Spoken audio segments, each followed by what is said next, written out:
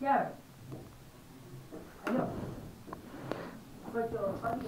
Hello friends,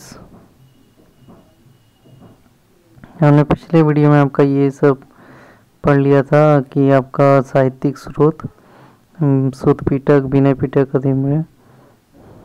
ठीक है, अब हम लोग पढ़ेंगे आपका जाके वेद। ठीक है, वेद पढ़ेंगे। तो वेद का शाब्दिक अर्थ ज्ञान होता है। वेद ऋग्वेद ज्ञानहोत्री मतलब ज्ञानी होत्री, और ब्राह्मण ग्रंथ कौस्तकीय या ऐतरेय। उपवेद आयुर्वेद ज्ञानी प्रजापति। फिर दूसरा वेद क्या है हमारा? सामवेद।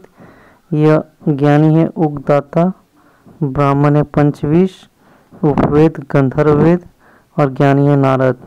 तीसरा है यजुर्वेद, ज्ञानी है अरयु और ब्राह्मण ग्रंथ है तैत्तिरीय शतपथ, और उपवेद है धनुर्वेद और ज्ञानी है विश्वामित्र। ठीक है, और चौथा क्या है? अथर्ववेद, ज्ञानी ब्रह्मा, ब्राह्मण ग्रंथ गोपद और उपवेद है आपका शिल्पवेद और ज्ञानी है विश्वकर्मा। हो गया, ये था हमारा वेद वाला। तो वेदों की रचना ईश्वर ने की है, अतः वेद को अपूर्व से कहा जाता है। क्या? अपूर्व से, ये बहुत इंपॉर्टेंट है। इसके बाद देखिए गुप्त काल में कृष्ण देवायन व्यासों ने वेदों का संकलन किया, मतलब कलेक्शन किया। प्रारंभ में वेदों की संख्या 3 ऋग्वेद, सामवेद और यजुर्वेद थी। अंत में अथर्ववेद को त्रयी कहा जाता था और अथर्ववेद को बाद में शामिल किया गया, इसलिए इसे वेद त्रयी में नहीं रखते हैं। तो अब हम लोग एक एक करके वेद पढ़ेंगे। देखिए, ऋग्वेद पहला है। इसका शाब्दिक अर्थ मंत्रों या ऋचाओं का संग्रह होता है। इसमें 10 मंडल, 1028 सूक्त तथा 10,580 ऋचाएं हैं। ऋचाओं की अधिकता के कारण ही इसे ऋग्वेद कहते हैं। यह सबसे प्राचीन एवं सबसे बड़ा वेद है। इसमें गायत्री मंत्र की चर्चा की है जो सूर्य भगवान को समर्पित है। पहली बार शूद्र का प्रयोग ऋग्वेद में हुआ है। ऋग्वेद का दूसरा नाम ऋग्वेद का दूसरा तथा 7वां मंडल पुराना क्योंकि इसका संकलन बाद में हुआ है। 9वें मंडल में सोम देवता की चर्चा है। ऋग्वेद के ज्ञानी को होत्री कहते हैं। ऋग्वेद का उपवेद आयुर्वेद है जिसमें चिकित्सा की चर्चा है। इसके ज्ञानी को प्रजापति कहते हैं और इसमें 10 राज्य युद्ध की चर्चा है। इसके बाद हम लोग देखेंगे सामवेद। साम का अर्थ शाब्दिक अर्थ गान होता है। इसमें 1875 मंत्र है, किंतु वास्तव में 99 मंत्र ही सामवेद के हैं। बाकी मंत्रों को ऋग्वेद में से ग्रहण कर लिया है। सामवेद में भारतीय संगीत के 7 स्वर सा रे गा म प ध नि की चर्चा है। ये संगीत यज्ञ के समय गाए जाते हैं। सामवेद ज्ञानी को उगदाता कहते हैं।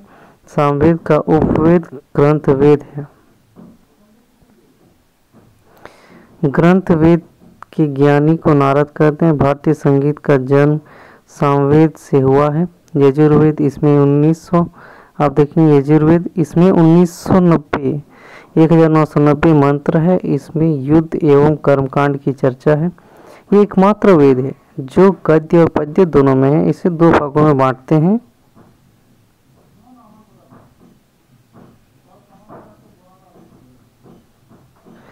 पहला कृष्ण यजुर्वेद जिसको गद्य बोलते हैं और शुक्ल यजुर्वेद इसको पद्य बोलते हैं।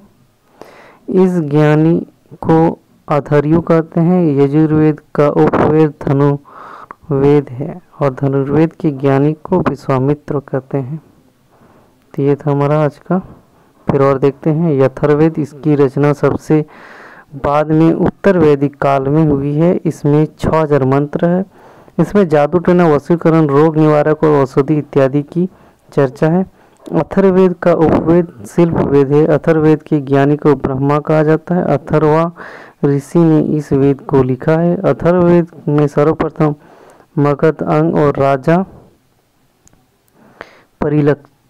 परीक्षित परीक्षित के बारे में उल्लेख किया गया है। इसके बाद हम लोग देखेंगे ब्राह्मण ग्रंथ। वेदों को अच्छी तरह से समझाने के लिए ब्राह्मण ग्रंथ की रचना किया गया है। सभी वेदों के अपने अपने ब्राह्मण ग्रंथ हैं।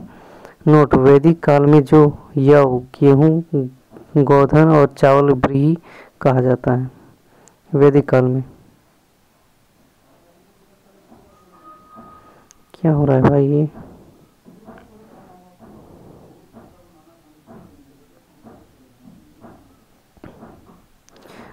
इसके बाद देखेंगे आरण्यक। वैसी पुस्तक जिसकी रचना जंगल में की गई हो आरण्यक कहलाता है। इसकी संख्या 7 है। अथर्ववेद को छोड़कर सभी पुस्तकें आरण्यक है। वेदांग: वेदों को भली भांति समझने के लिए वेदांग की रचना की गई है। वेदांग की संख्या 6 है। कितना है? 6 है। क्या क्या? ब्याजो: व्याकरण, ज्योतिष, निशी, निरुक्त, शिक्षा, कक्ष, कल्प, छंद। तो व्याकरण अष्टाध्यायी, इसको पाणिनि। ज्योतिष बृहद संहिता, 12 मिहिर। निरुक्त, निरुक्त शास्त्र। शिक्षा, शिक्षा शास्त्र। कल्प, कल्प शास्त्र। और छंद, छंद शास्त्र। छंद का छंद शास्त्र। निरुक्त की रचना यास्क महोदय ने किया है, जिसका अर्थ भाषा विज्ञान होता है। गौतम ऋषि ने कल्प की रचना किया है। वेद वेदांग पढ़ाने वाले अध्यापक को उपाध्याय कहते हैं। इसके बाद हम लोग देखेंगे पुराण।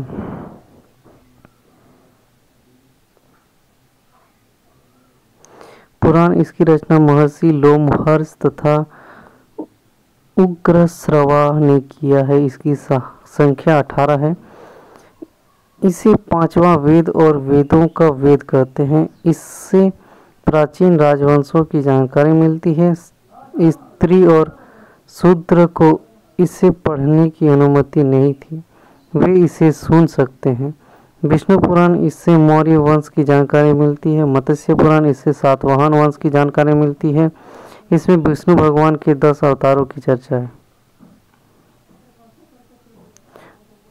और वायु पुराण, इसमें गुप्त वंश की जानकारी मिलती है। इसमें लिखा है कि समुद्रगुप्त का घोड़ा 3 समुद्र का पानी पीता था, वायु पुराण में।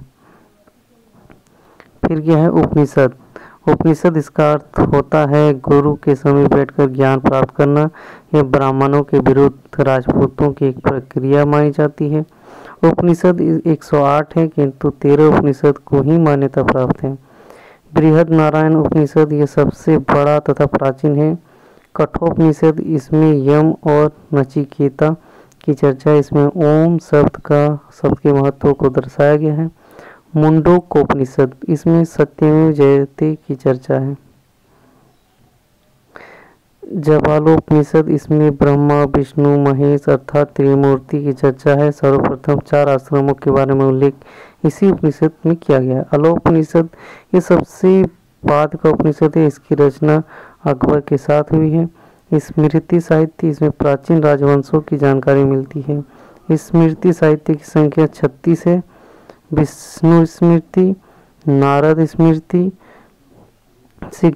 विष्णु स्मृति और नारद स्मृति, तो 36 है। से काल गुप्त की मतलब गुप्त काल की जानकारी मिलती है स्मृति साहित्य से। और मनुस्मृति तथा याज्ञवल्क्य स्मृति से मौर्य काल की जानकारी मिलती है। याज्ञवल्क्य स्मृति से जुआ खेलने को उचित बताया गया है। मनुस्मृति को धर्मशास्त्र कहते हैं। इसमें ऊंची जाति को वरीयता दी गई है और दलितों तथा महिलाओं को नीचे दिखाया गया है। इसमें विवाह के लिए पुरुष की आयु 25 वर्ष तथा लड़की की आयु 12 वर्ष बताया गया है। इसमें 8 प्रकार के विवाह की चर्चा है। संस्कार की संख्या 16 होती है। दाह संस्कार अंतिम संस्कार होती है। ऋण 3 प्रकार के होते हैं। देव ऋण, धार्मिक अनुष्ठान कर उससे मुक्ति मिलती थी।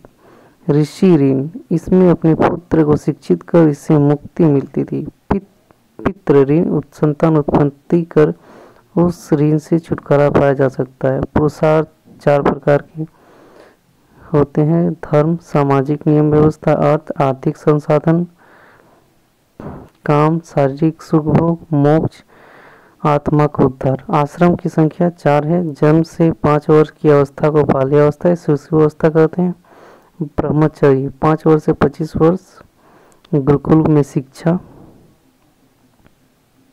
गृहस्थ जीवन 25 से 50 वर्ष परिवार के साथ, और वानप्रस्थ 50 से 75 वर्ष सामाजिक तथा धार्मिक जीवन। सन्यासी 75 वर्ष से वन में तपस्या। इसके बाद क्या है, महाकाव्य हम लोग पढ़ेंगे। महाकाव्य इसकी संख्या 2 है, महाभारत और रामायण। रामायण इसकी रचना महर्षि वाल्मीकि ने किया है और प्रारंभ में इसमें 12,000 श्लोक थे, किंतु वर्तमान में 24,000 श्लोक है। इसे गुप्त काल में पूरा किया गया था। अकबर के समय रामायण को फारसी भाषा में अनुवाद बदायूनी ने किया है।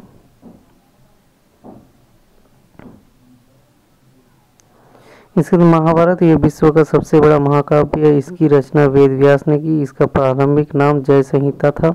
इसमें 8,800 श्लोक थे, वर्तमान में 1,00,000 श्लोक है।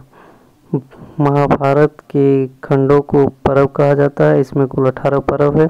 सबसे महत्वपूर्ण पर्व भीष्म पर्व है, जिसमें अर्जुन तथा कृष्ण की वार्तालाप की चर्चा है। भीष्म पर्व को भागवत गीता या गीता कहा जाता है। अकबर के समय महाभारत को फारसी में रजनामा